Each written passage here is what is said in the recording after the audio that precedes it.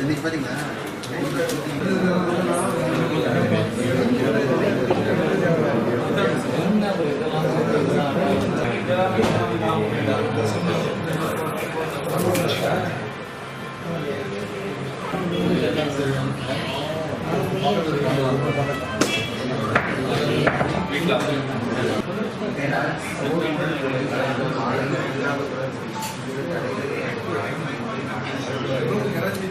தேர்தல் சம்பந்தமான வாக்காளர் பட்டியல் வெளியீடு மற்ற மைக்கிங் கொஞ்சம் கிளாரிட்டி இருப்பாங்க. ஸோ இதனுடைய வாக்காளர் பட்டியலில் இருக்கக்கூடிய பெயர் நம்ம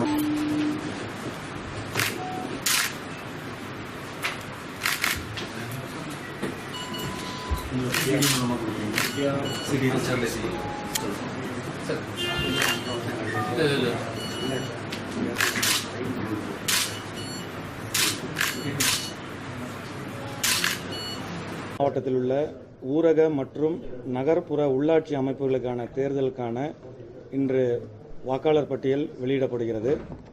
கரூர் மாவட்டத்தில் பொறுத்தவரைக்கும் நகராட்சிகள் 2, பேரூராட்சிகள் 11, ஊராட்சி ஒன்றியங்கள் 8 ஆக கரூர் மாவட்டத்தினுடைய மொத்த வாக்காளர்கள் 8,62,021 வாக்காளர்கள் இருக்கிறாங்க.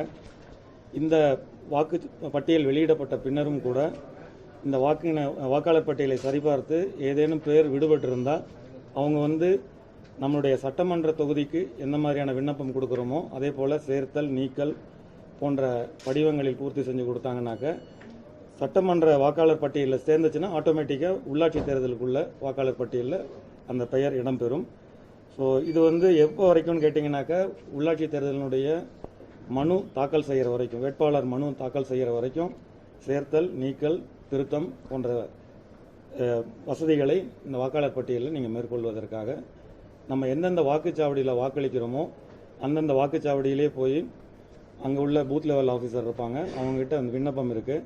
அந்த விண்ணப்பத்தின் அடிப்படையில் 18 வயது பூர்த்தியானவங்க பேரை சேர்த்துக்கலாம். இயற்கை எழுதினவங்களுடைய பெயர் நீக்கம் செய்யணுன்னாக்கா படிவம் 7 கொடுத்துட்டு அந்த பெயரில் நீக்கம் செய்யலாம். ஏதேனும் திருத்தம் இருந்தாலும் இந்த சனி ஞாயிறு இந்த ஸ்பெஷல் கேம்பெயின் நடக்கக்கூடிய காலகட்டத்தில் சேர்த்தல் நீக்கல் திருத்தம் போன்ற வாக்காளர் பட்டியலுக்கான திருத்த வழிவகைகள் ஏற்பாடு செய்யப்படும். நகர்ப்புறத்தில் இருக்கக்கூடிய நகர்ப்புறம்ன்றது நம்மளுடைய கரூர் நகராட்சி மற்றும் குளித்தலை நகராட்சி. இதில் நகர்ப்புற வாக்குச்சாவடிகள் 980 இருக்குது. 980ற்கான மின்னணு கட்டுப்பாட்டு கருவிகள் நம்மக்கிட்ட போதுமான அளவு இருப்பு வச்சுருக்கோம். 1912 இருக்குது. மற்றபடி கிராமப்புறங்களில் இருக்கக்கூடிய வாக்குகளுக்கு பெட்டி, அதாவது பேப்பர், அந்த வாக்குச்சீட்டு மூலமாக வாக்களிக்கப்படும். அதற்கு வேண்டிய போதுமான பெட்டிகள் 3460 வாக்குப்பெட்டிகள் அந்தந்த ஊராட்சியில் இருப்பு வைக்கப்பட்டிருக்கிறது.